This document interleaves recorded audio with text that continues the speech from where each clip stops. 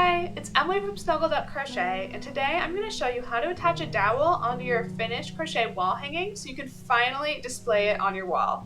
For this part of the project, you're going to need a wooden dowel. These typically come in 4 feet by, I think I'm using 5/16 of an inch dowels. I'll double check that. You'll need a finished tapestry. You'll need about, I like to use about 6 feet of yarn. I normally use my arm span, which is about 5 feet plus a little extra, a tape measure, and a darning needle. So as you can see, I already have my dowels pre-cut. I have these ones cut at, I believe, 12 inches. That's really nice because each dowel comes at 4 feet. You can just cut it into 4 even pieces. But what I like to do, just to double check, is I like to measure the width of each of my crochet patterns, and I like to add about 4 inches more. So this one is about 8.5 inches. So I would just round that down and be like, okay, we go to 12, which is what I already have here. But for this pattern B, it's a little bit wider just because the B here makes the whole pattern a little bit wider. So this one's actually closer to 9. So since I like mine to be about 4 inches bigger, I would probably cut a custom dowel at 13 instead of 12 here, just so it has enough room.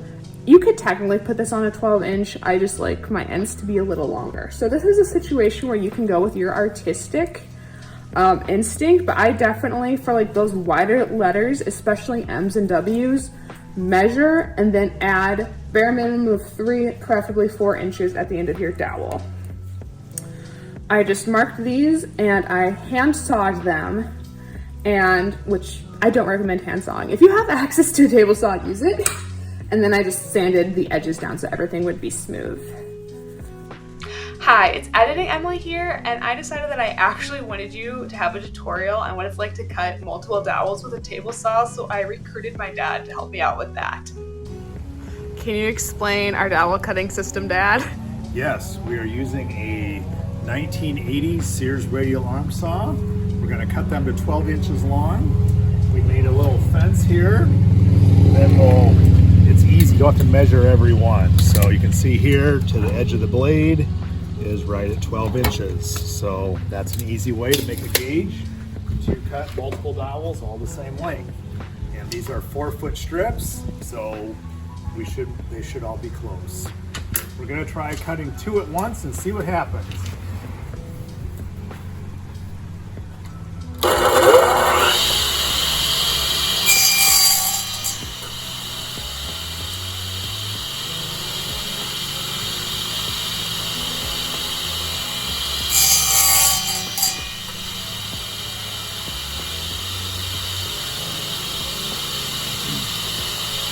Top class, they always said 6 inches away from on the blade.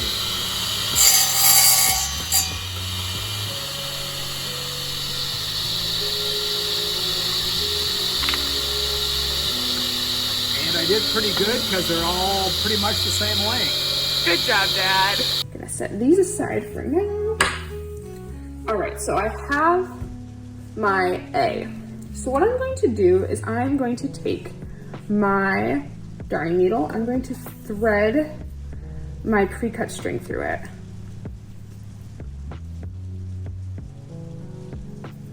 All right. So I'm gonna have pulled this roughly in half, have a little bit extra at the end. And the first thing I'm going to do is I'm going to flip this over.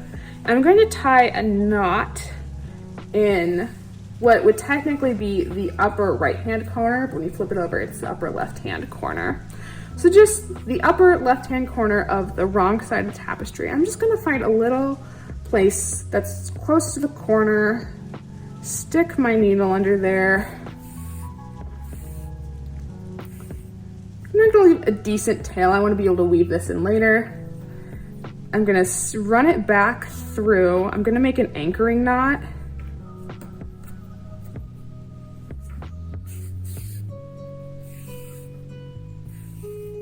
All right, I'm just gonna loop this through 2 times for extra security.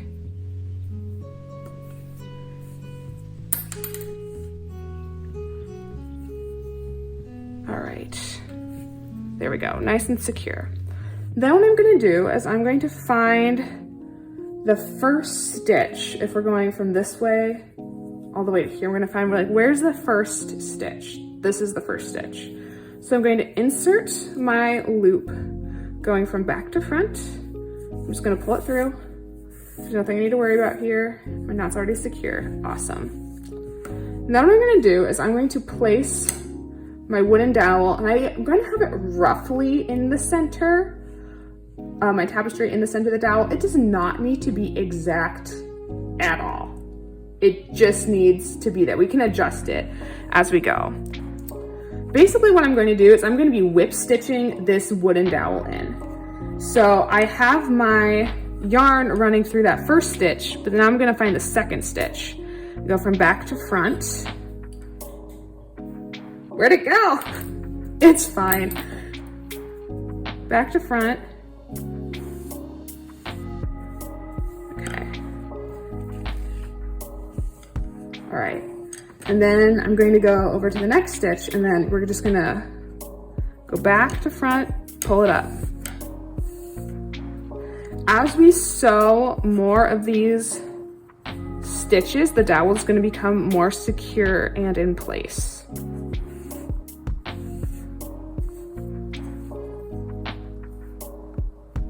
Oh, my thread got tangled, that's okay. We're going to keep stitching, sending this needle through every single stitch, back to front. You can also check the front to make sure you're not splitting any yarn. Yep, that looks good. Gonna repeat the process. This is gonna be the time-lapse video. Gonna delete the sound of me singing. I apologize, editing Emily, for all the work that you have to do.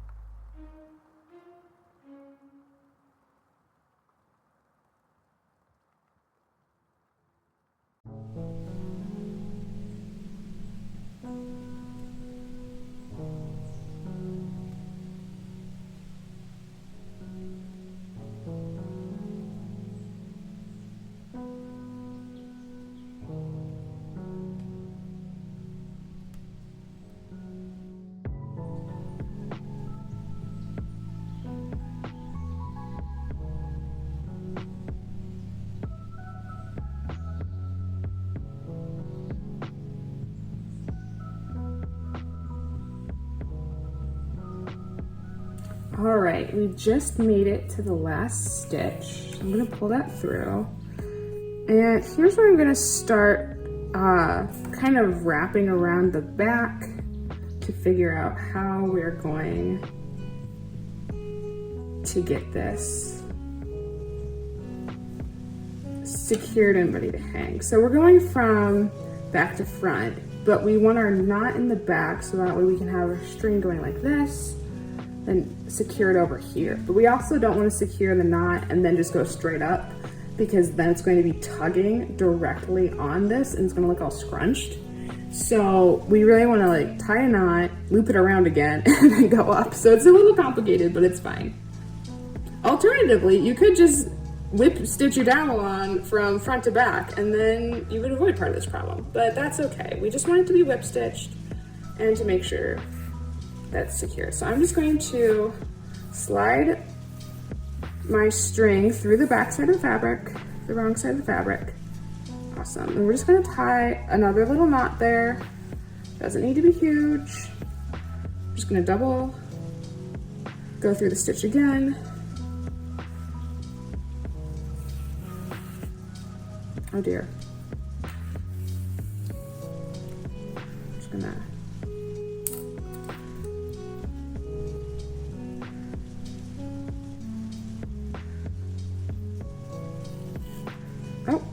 that was just a little too big, and now I have this gigantic loop. And you know what? That's okay, because no one's gonna see the back.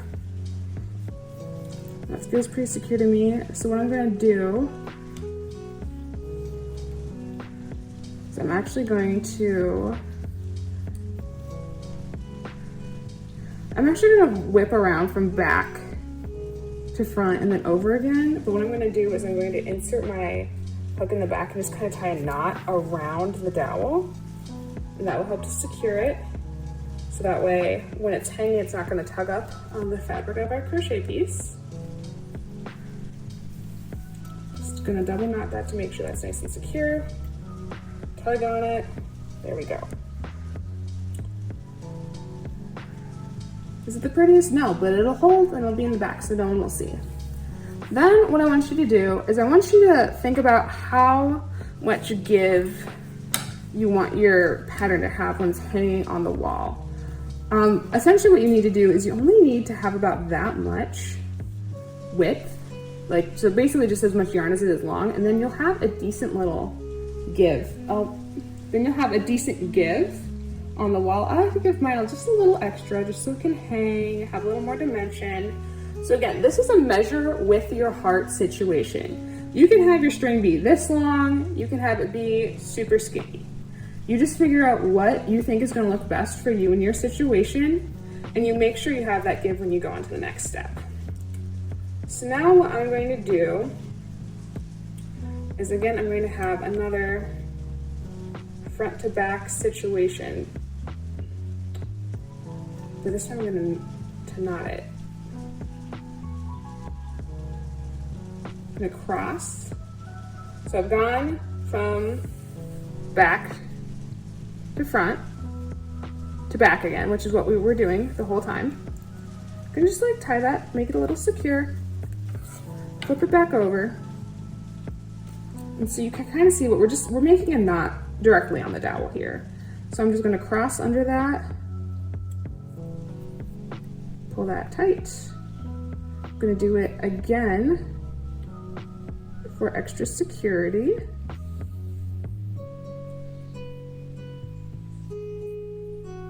There we go.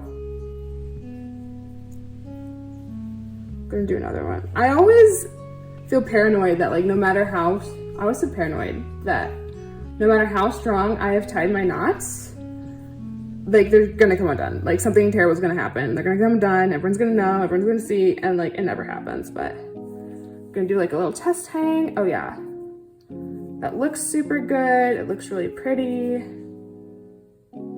It's not tugging on the fabric directly. You can tell it's secured on the dowel.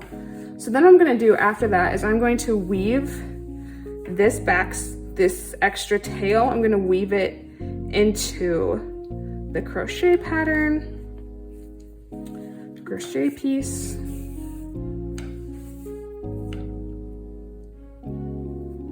Doesn't need to be super long or woven in there, it just needs to be enough to make everything secure. There we go. I'm gonna go down a row just so I have a little more room for tying knots.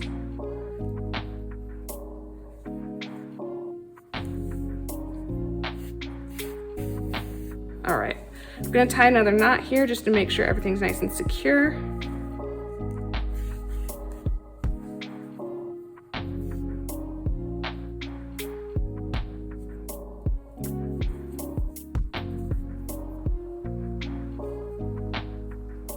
I'm just gonna check to make sure my needle isn't showing through. Okay, that is, so I'm gonna be a little more careful.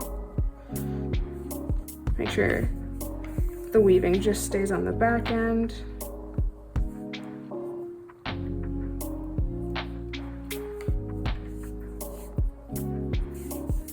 Awesome, I'm gonna cut that thread.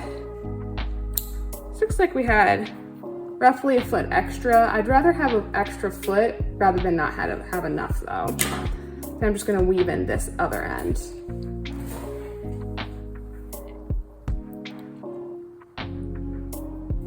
There we go.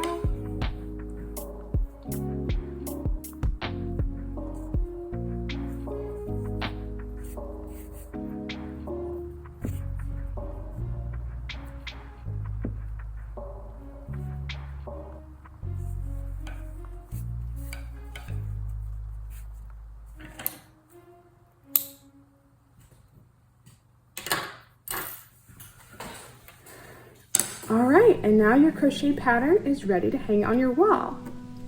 You might notice that this pattern in particular doesn't have the tassels on the bottom of it, and I intentionally wanted to show you that because if you don't like the look of tassels, what you can do is you can repeat the process on the top, on the bottom, and just have 2 dowels hanging. I think that's also a really classy look as well.